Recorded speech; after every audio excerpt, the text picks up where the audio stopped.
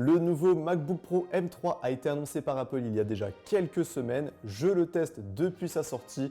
Nouvelle puce, nouvelle architecture, nouvelle autonomie. Salut tout le monde, c'est Paul, votre testeur. Apple tient-il ses promesses avec ce nouveau MacBook Pro M3? C'est ce qu'on va voir dans la vidéo.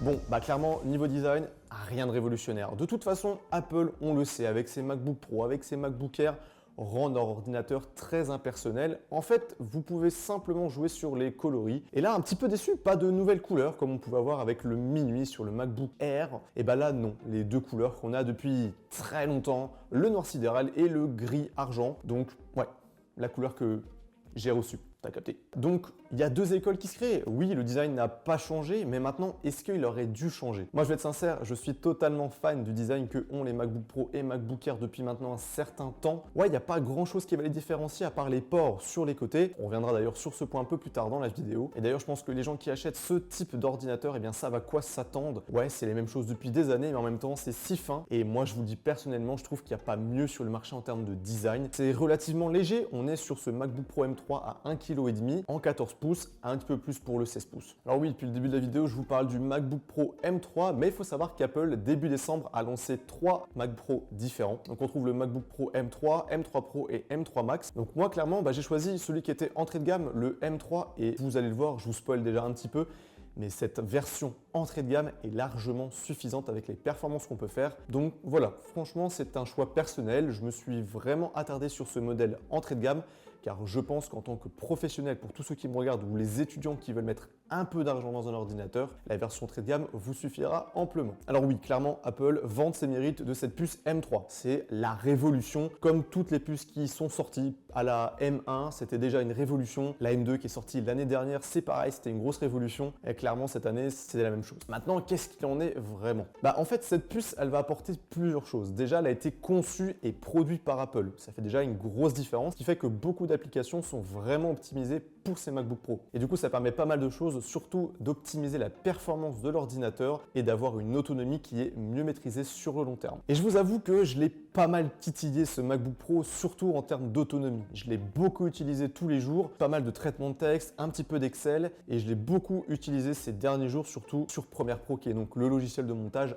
assez gourmand. Et sur l'autonomie, c'est juste un monstre. Ouais, clairement, il n'y a rien à dire. Apple annonce 22 heures d'autonomie et honnêtement, je pense qu'on n'est pas si loin. Tout dépend de ce que vous faites, mais vous tenez facilement plus de 10 heures, ça c'est sûr, voire peut-être même 15 selon votre utilisation. Et je peux vous dire qu'avoir un ordinateur qui est il faut le dire, mais aussi petit, aussi pratique, aussi quali, rentre dans un sac super facilement, et dans le train ou dans l'avion, c'est un régal, tu le sors, tu peux commencer à faire ton montage, à travailler. Ça, vraiment, il n'y a pas beaucoup d'ordinateurs, surtout sous Windows, qui permettent de faire ça. Alors c'est vrai que certains vont parler des performances sur le papier qui sont un peu décevantes. Je peux comprendre. Effectivement, ce MacBook Pro M3 est annoncé avec 8 Go de RAM. Alors ce qu'il faut savoir, c'est que Apple a vraiment rassuré les professionnels. En fait, Apple dit que 8 Go de RAM sur son M3, ça équivaut à plus ou moins 16 Go de RAM sur Windows. Ça, c'est plus ou moins vrai, c'est compliqué vraiment à tester. Mais oui, moi, je vous avoue qu'avec 8 Go de RAM, j'ai eu aucun souci alors que je faisais tourner Premiere Pro, en même temps de YouTube, en même temps d'applications comme WhatsApp ou Telegram. J'ai jamais ressenti petite latence sur ce MacBook Pro et je pense que pour une puce entrée de gamme, ça vous fera largement le taf. Alors oui, cette puce M3, j'en vante le mérite depuis le début de cette vidéo, mais vous allez me demander des preuves concrètes, et bien je vais vous en donner. En fait, la vidéo que vous êtes en train de regarder a été montée avec ce MacBook Pro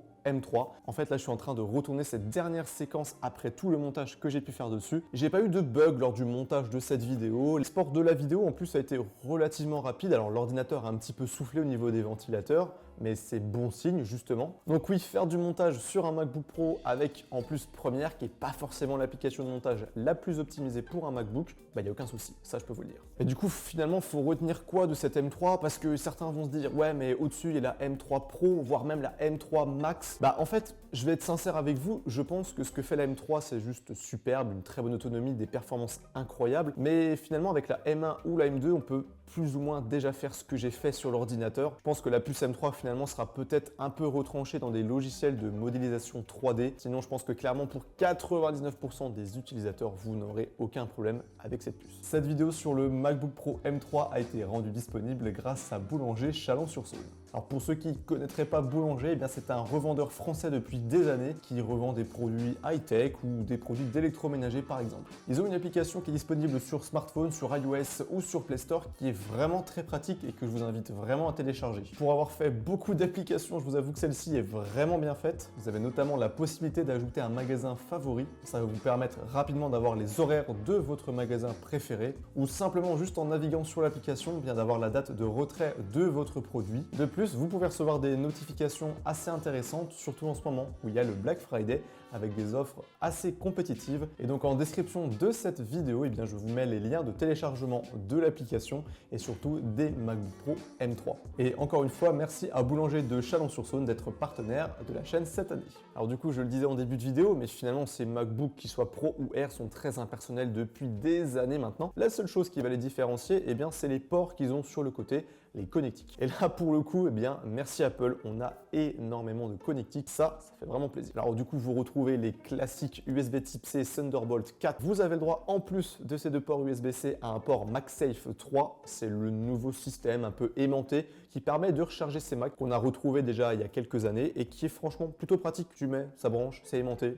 Et puis comme ça, si quelqu'un l'arrache, ça part en même temps, rien à dire, et en plus ça libère un port USB Type-C. Vous retrouvez aussi une prise jack 3,5 mm, et là où j'ai été très agréablement surpris, eh bien c'est qu'on retrouve une prise HDMI plein format et un port de carte SD. Et c'est là que on voit un peu quand même une sacrée différence avec les MacBook Air. Apple est obligé de mettre des connectiques en plus sur ses MacBook Pro pour vraiment différencier la gamme Air et la gamme Pro. Mais finalement, ce MacBook Pro serait pas vraiment un modèle Pro si on n'avait pas cet écran. Et là, clairement, Apple sait vraiment maîtriser ses écrans. L'écran du MacBook Pro M3 est toujours aussi magnifique. J'ai même l'impression qu'il est de mieux en mieux chaque année, alors que sur le papier, c'est pas forcément le cas. Il faut le voir de ses propres yeux. J'espère qu'en vidéo, vous ressentirez la qualité de l'écran que nous propose Apple avec ce MacBook Pro M3. Donc, vous retrouvez deux versions de taille d'écran, la 14 pouces et la 16 pouces, et c'est un écran Retina XDR 120 Hz. La fidélité des couleurs est juste incroyable. L'écran peut afficher jusqu'à 1 milliard de couleurs. Les noirs sont très contrastés. Et je peux vous assurer que faire du montage et de l'étalonnage colorimétrique, c'est vraiment un régal. Ouais, il n'y a rien à dire, il n'y a aucun reflet sur le côté. Le taux de rafraîchissement aussi de 120 Hz est vraiment très intéressant et pas de panique. Dans tous les cas, ça ne pompe pas beaucoup de batterie. L'écran est ProMotion, ce qui fait qu'il peut s'adapter avec une fréquence différente en fonction de l'utilisation que vous en faites. Et franchement, je vais être sincère, je ne sais même pas quoi vous dire de plus sur cet écran.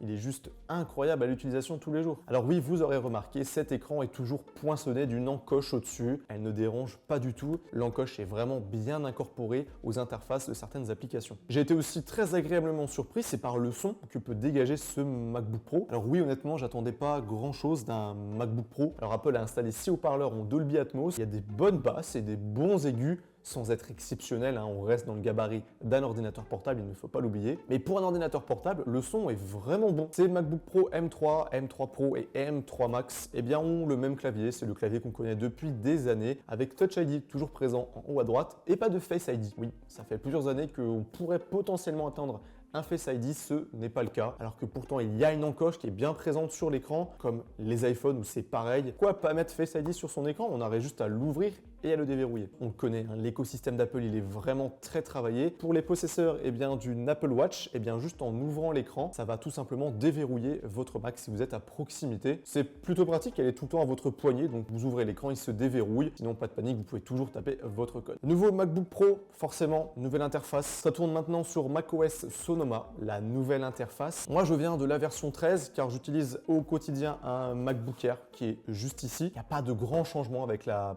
version 13, je trouve. Je trouve qu'on a de plus en plus des interfaces qui ressemblent clairement à ce qu'on a sur des iPhones. Je pense que c'est voulu de la part d'Apple, mais c'est pas révolutionnaire, loin de là. Vous trouvez quand même facilement les widgets là où ils étaient placés déjà avant, un iPhone ou une Apple Watch ou un MacBook Pro ou MacBook Air. Les liaisons sont un petit peu plus simples, tout se connecte plus facilement. C'est clairement un gain de temps et donc ça facilite clairement l'expérience utilisateur. Vous le savez, aujourd'hui, c'est très important en 2023. Alors c'est vrai que je vante pas mal les mérites de ce MacBook Pro M3 depuis le début, mais il y a des des petites choses qui fait que je pourrais comprendre certaines personnes de passer sur des versions un peu plus évoluées. Là où je trouve c'est un petit peu dommage, c'est que le MacBook Pro M3 que j'ai entrée de gamme vient que avec 512 Go de stockage. Mais finalement, il n'y a que deux versions, 512 Go entrée de gamme ou 1 Tera. Je pense que ça peut être vraiment un facteur limitant et je pense que certains pros ou personnes qui voulaient acheter le M3 pourraient passer sur du M3 Pro ou M3 Max pour avoir un peu plus de stockage. Après, encore une fois, aujourd'hui, on a tous des SSD portables. Moi, j'en utilise plusieurs.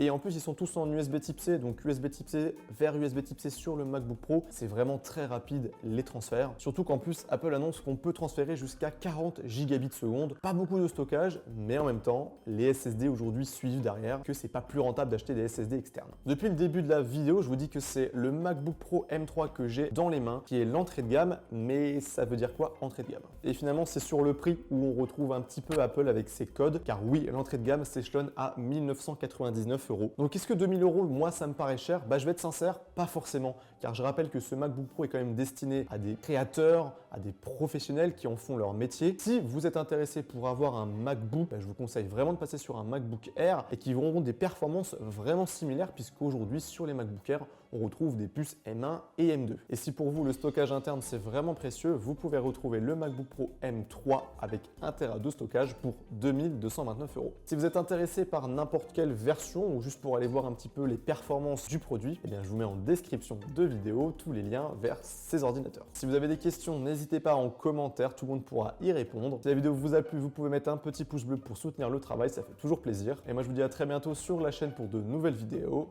À la revoyure.